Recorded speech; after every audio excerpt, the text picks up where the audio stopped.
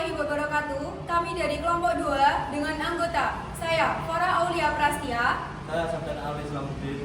saya Syahda Suratai Pak Effendi, saya Cita Aulia akan mempresentasikan tugas mata kuliah Hukum Hak Asasi Manusia. Masyarakat adat merupakan kelompok masyarakat yang hidup secara turun-temurun dalam suatu wilayah tertentu. Mereka memiliki hubungan yang kuat dengan tanah, hutan, dan sumber daya alam, sebagian dari identitas serta kehidupan mereka.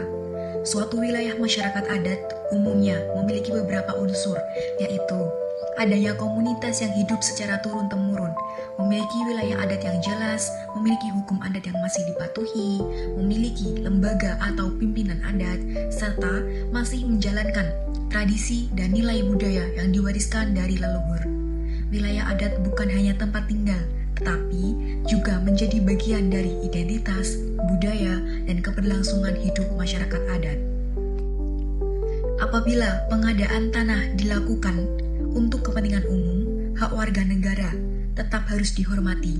Pemenuhan hak warga negara yang terdampak penggusuran dapat dilakukan melalui pemberian informasi yang terbuka sebelum pelaksanaan, konsultasi dan musyawarah dengan masyarakat, kesempatan untuk menyampaikan keberatan, pemberian ganti kerugian yang layak dan adil, serta penyediaan tempat tinggal atau bentuk pemulihan lain apabila masyarakat kehilangan tempat hidupnya. Dengan demikian, pembangunan tetap dapat berjalan tanpa mengabaikan hak asasi manusia. Dalam hak asasi manusia, negara memiliki 3 kewajiban utama. Pertama, to respect, yaitu menghormati hak masyarakat dengan tidak melakukan tindakan yang melanggar hak mereka secara sewenang-wenang, yang terdapat di pasal 28G ayat 1. Dengan pasal tersebut, hak atas perlindungan diri pribadi, keluarga, kehormatan, martabat, dan harta benda yang di bawah kekuasaannya, serta berhak atas rasa aman dan perlindungan dari ancaman dapat terpenuhi. Kedua, to protect, yaitu melindungi masyarakat dari tindakan pihak lain yang dapat merampas hak mereka, yang terdapat di dalam pasal 28B ayat 2. Dengan pasal tersebut, hak setiap atas kelangsungan hidup, tumbuhan, dan berkembang, serta berhak atas perlindungan dari kekerasan dan diskriminasi. Ketiga, to fulfill, yaitu memenuhi hak masyarakat melalui kebijakan, perlindungan hukum, serta pemberian ganti kerugian dan pemulihan apabila hak mereka terdampak.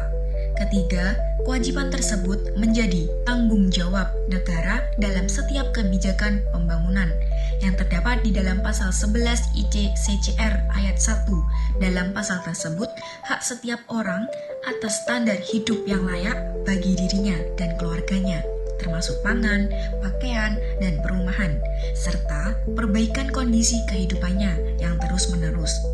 Negara-negara pihak akan mengambil langkah-langkah yang tepat untuk memastikan perwujudan hak ini dengan mengakui pentingnya kerja sama internasional yang didasarkan pada persetujuan sukarela. Pengambilan tanah adat tanpa persetujuan, tanpa musyawarah, tanpa proses hukum yang adil, atau tanpa ganti kerugian yang layak merupakan bentuk pelanggaran terhadap hak warga negara dan hak masyarakat adat. Pembangunan seharusnya dilakukan dengan mengutamakan keadilan, menghormati hak asasi manusia, serta melibatkan masyarakat dalam setiap proses pengambilan keputusan.